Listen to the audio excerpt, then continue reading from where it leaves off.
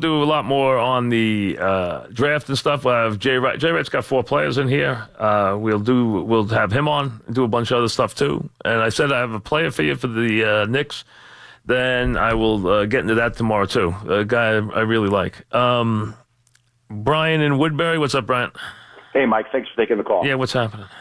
Hey, Chris Archer is coming off the DL pretty soon. I just wanted to get your take on what you think of him coming to the Yankees. I just feel like he'll fit in perfectly with the Yankees. I don't think they will deal him cheaply in the division. I like him. I don't love him. I like him. But I think it's hard to make those trades in the division for the most part. I mean, I know there's a talk of the Yankees and Toronto making a trade. They're not easy to do, especially with Tampa's a little tricky for the Yankees because for obvious reasons.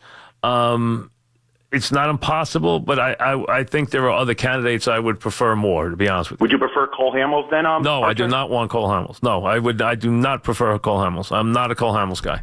Do not want Cole Hamels. Jay in East Brunswick. What's up, Jay?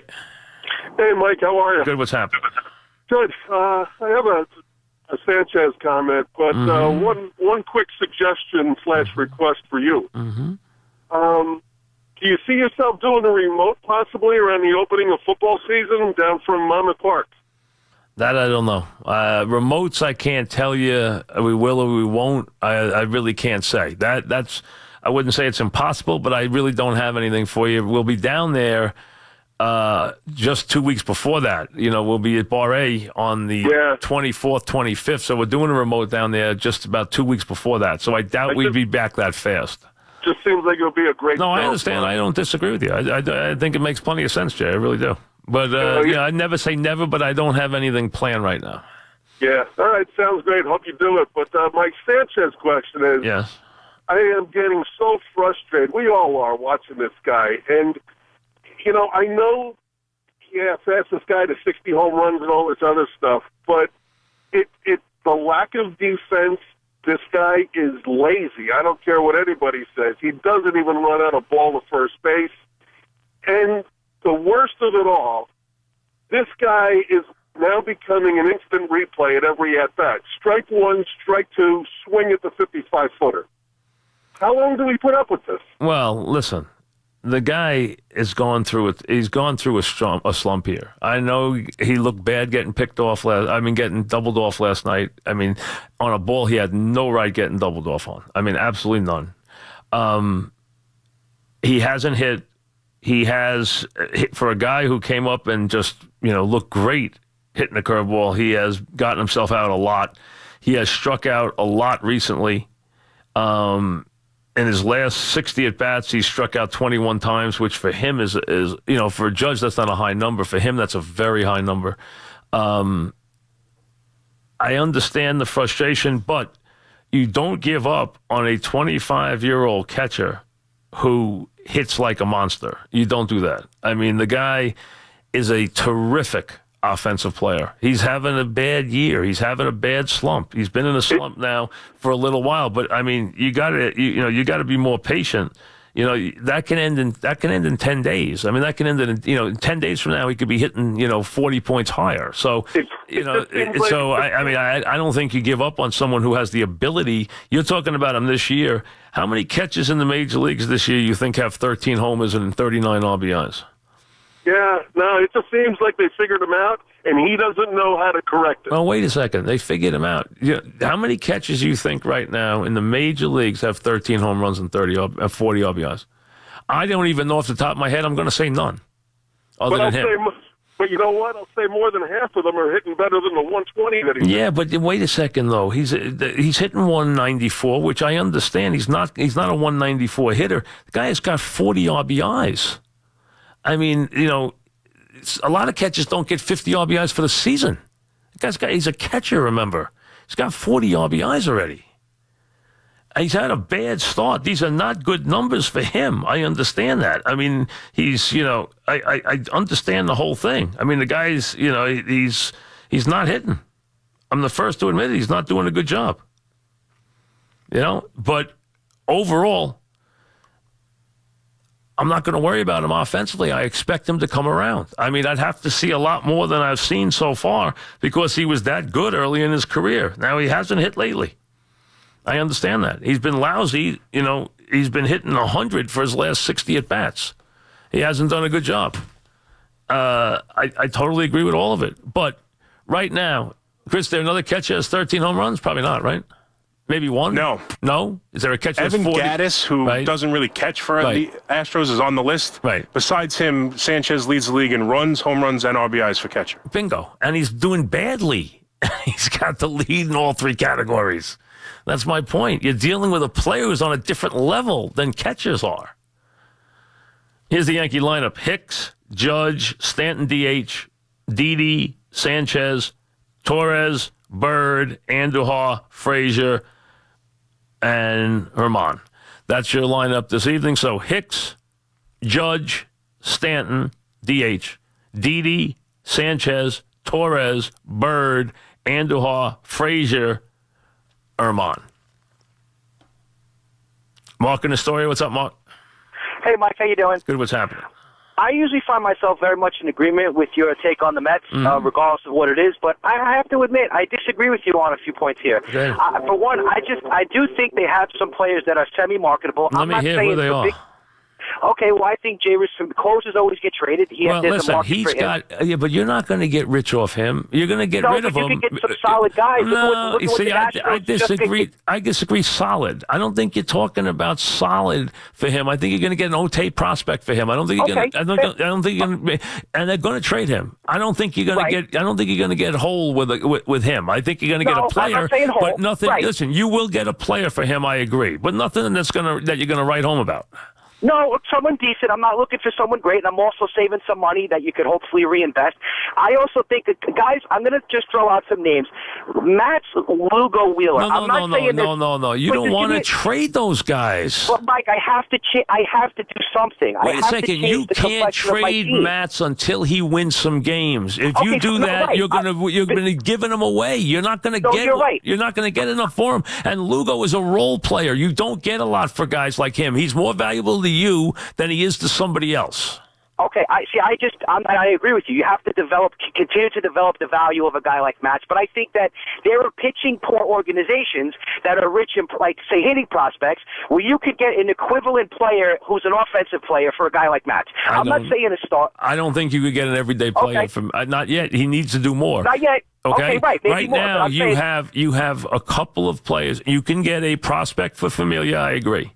You can get a truckload for deGrom, which we know. You can get a lot. You can get a lot for Syndergaard, which you know. You can get a lot for him too, but you need to get him back healthy first too.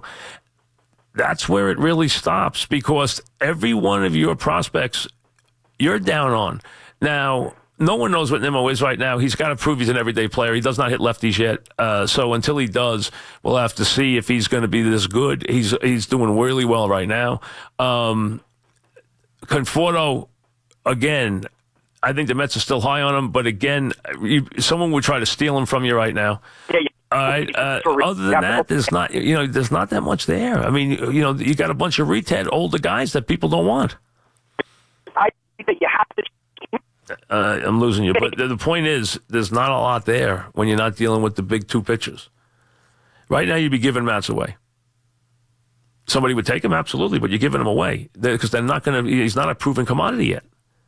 Lugo, if I was a team, I'd try to steal Lugo from you because I think I'd try to steal him though, and I think I could make a useful player because he is a very useful player. He's a very underrated player, but the Mets know that too. They're not going to give him away for nothing. Familia, you'll get a prospect for. I agree with that. You'll get a prospect. You'll get a prospect for Familia. You will. How good he is, we'll see. I mean, you're not going to get a top-notch prospect. You'll get a prospect for him. Allie in Bay Ridge. What's up, Allie? What's going on, Mike? What's happening? For the Mets, I don't see them really looking to sell this team because I feel even at the beginning of the season, wait, you know what I mean? Like getting rid of deGrom. They're not getting rid of deGrom. I've already told that 100 times. They're not getting rid of deGrom. Mike, let me ask you, what are the chances of them getting a player like Machado or Harper next year? I don't see them getting either player. Because I would first say, of all, I don't think Harper would have any. I don't think either player would have any interest in going there. They're going to have their option. Harper's going to be able to pick and choose, and Harper wants an extraordinary amount of money. Well, I think the Mets got to pay, man. Harper's not made for the Mets. Machado would be much more made for the Mets. Player, Mike. Harper is not made for the Mets. The first thing you think about with the Mets is Harper'd get hurt if he was with the Mets. I mean, Harper is a rare commodity. He is not made for the Mets. He's made for the Yankees. Let's be honest. Harper, if you didn't have Stanton here, Harper has Yankee written all over him. But right now, they have a logjam. Sal in Brooklyn, what's up, Sal? I don't think the Mets should get rid of none of their pitchers. I think the problem's they're hitting. They bring in two. Well, yeah, but how do you get hitters, though? They got to maybe free agency. They got. Well, I mean, listen, yeah, if they can go out. Get rid of Vargas. Listen, if they can go out and buy the right $8-10 million players, if you buy the right ones, you're in business. The Mets didn't do that this year. They went out and they got Bruce. None of us yelled when they got Bruce because Bruce hit 36 home runs last year. He's got 3 home runs. 3.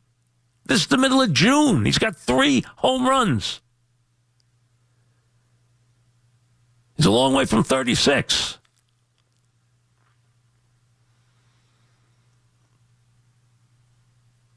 Darren in Brooklyn. What's up, Darren? Yeah, Mike, I would just stay still with the pitching.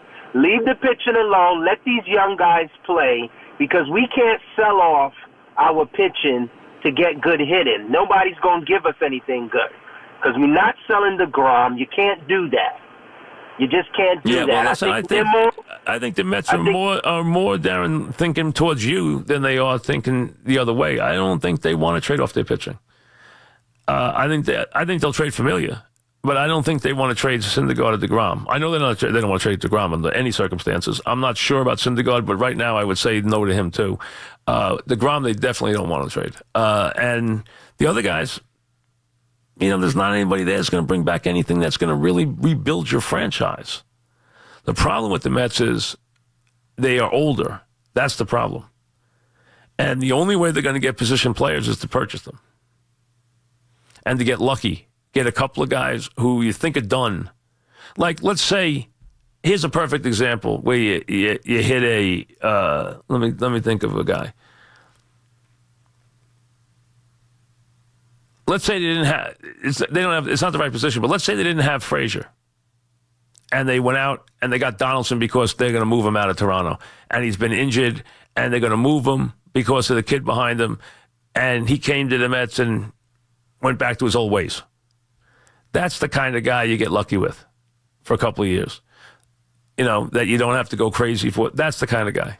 Something like that. I would say Cano, who basically has run out of, seems to have worn out his welcome in Seattle, but, I don't see that one happening with his contract. I just don't see it. Justin in Brooklyn, what's up, Justin? This is Francesa. How are you today? Good, what's happening? I want to take a different approach. I want to give you a couple of names on the Yankees farm system and see if you can come up with the name of the pitcher you think that's worth. Is that all right? It doesn't work that way. It's a reverse. It doesn't. It does not work that way because you let the team. You let the team. But you let the team go after the guys they want. You go after the pitcher, not the other way around. So, what pitcher do you want? What pitcher do you want? Paxton. Who?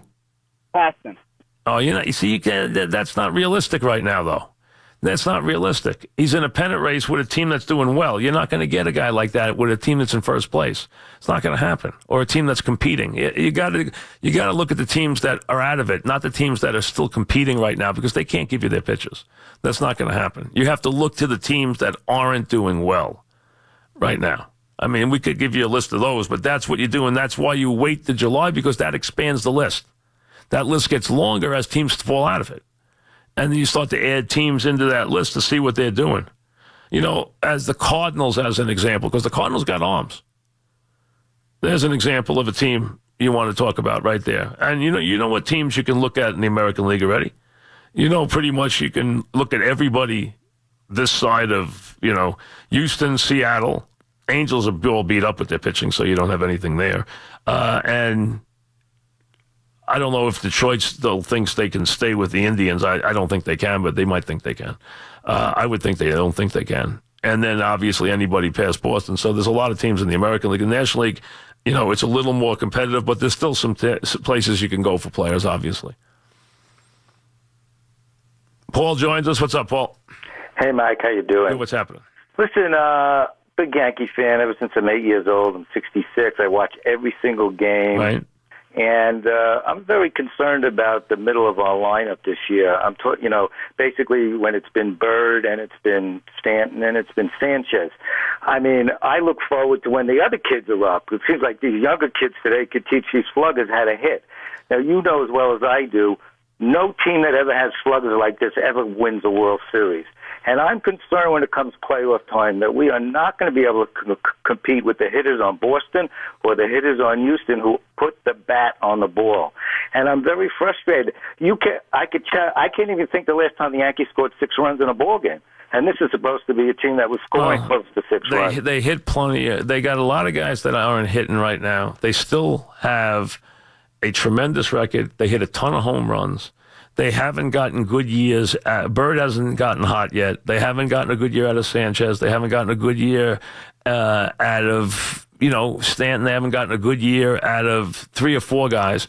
Obviously, they've gotten enormous years out of the kids at the bottom. So from that standpoint, they've gotten a lot from those guys, more than anybody could have ever thought about getting. I mean, to have guys come up and do what, say, Torres has done. I mean, nobody thought you'd have a guy come up and put, forth that kind of performance. I mean, he's got 13 home runs. Who would have thought a guy at the bottom of the lineup that would have, 13 home runs and have put up the numbers that he's put up? And, what they've gotten from Andujar, even, what they've gotten from Romine when he's been in the lineup. But they haven't really gotten it. Didi had the great month and then cooled off, but they haven't gotten it from Stanton. They haven't gotten it from Sanchez. But when you say they haven't gotten it from those guys are not that far off their numbers. They're 13-40.